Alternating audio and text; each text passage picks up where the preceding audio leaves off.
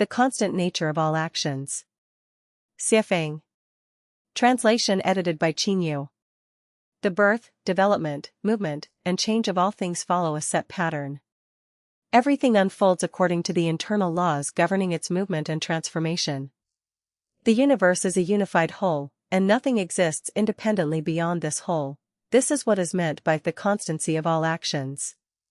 In this context, all refers to all things, actions denote the movements and changes of all things, and constancy refers to a normal state, law, principle, or trajectory. The universe is governed by the spirit of the greatest creator, the Tao. The scope of the Tao is infinite externally and infinitely detailed internally, with everything operating within the Tao. The heavenly net is vast and fine, yet nothing escapes it, hence the universe possesses constancy. When observing the movements and changes, actions, of the solar system, whether it's Earth, Mars, the Moon, or Saturn, they all strictly adhere to the laws, constancy, of the solar system. There are no random events here, everything happens by necessity. The alternation of seasons on Earth also follows a pattern. Constancy. Spring is followed by summer, autumn by winter, and this cycle continues throughout the ages. Human beings also follow the laws of birth, aging, illness, and death, constancy.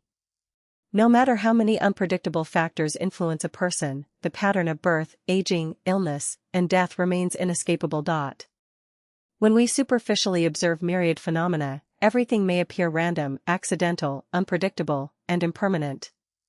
However, upon deeper investigation, we discover that everything follows certain laws and patterns, constancy, without exception.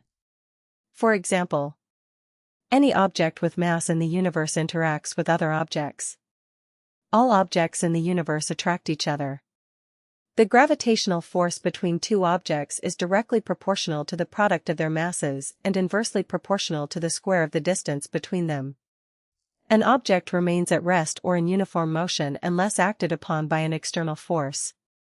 An object subjected to a net external force will accelerate in the direction of that force, with the magnitude of acceleration being directly proportional to the force and inversely proportional to the object's mass.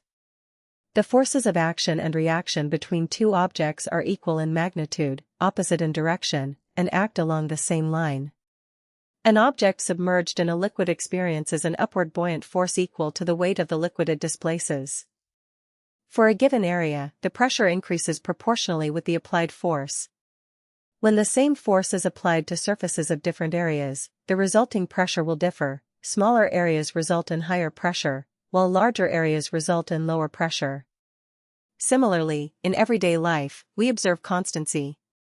For example, water freezes at temperatures below zero, gasoline and many other flammable substances ignite when exposed to fire, steamed buns take about 15 minutes to cook, and loss of blood leads to death in animals. An overdose of sleeping pills can cause fatality, eating raw onions with honey can lead to severe digestive issues, and prolonged visual strain, lying down, sitting, standing, or walking can respectively harm the blood, qi, muscles, bones, and tendons. Furthermore, excessive frustration can lead to illness, turning off a power switch disables the device, reckless driving causes accidents, and a clean and tidy environment with flowers and greenery uplifts the spirit. The development and transformation of things follow the law of causation. For instance, a great deal of wrongdoing will lead to one's own destruction. Heaven rewards diligence. Humility brings benefits, arrogance leads to harm. Absolute sincerity can affect even metal and stone. Excessive agitation leads to confusion, extreme calmness brings clarity. High fame incites jealousy, excessive favor leads to slander. Excessive joy leads to sorrow, unbridled desires lead to disaster. Constant dripping wears away the stone, fruits ripen and fall off the stem. Sow melons, and you will reap melons, sow beans, and you will reap beans. A virtuous wife reduces misfortunes, a filial son eases his father's heart. Comfort and plenty lead to indulgence, hunger and cold stir up theft. To covet the benefits of livestock and poultry is to invite the loss of one's nature, to take advantage of human affairs brings the loss of heavenly principles.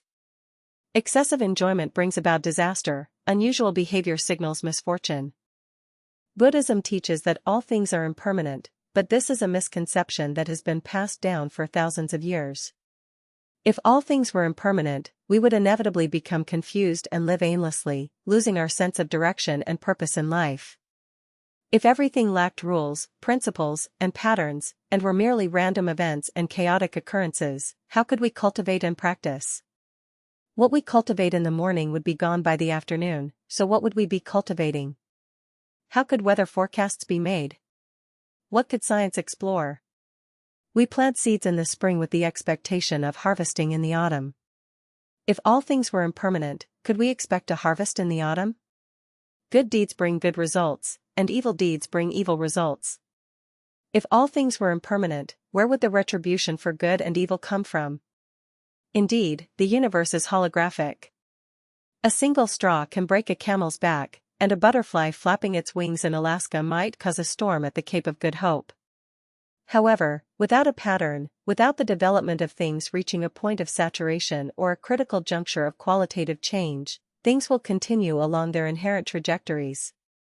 No matter how many unknown factors affect them, they will operate within the laws and principles. The constancy of all actions implies that every effect is contained within the laws and principles.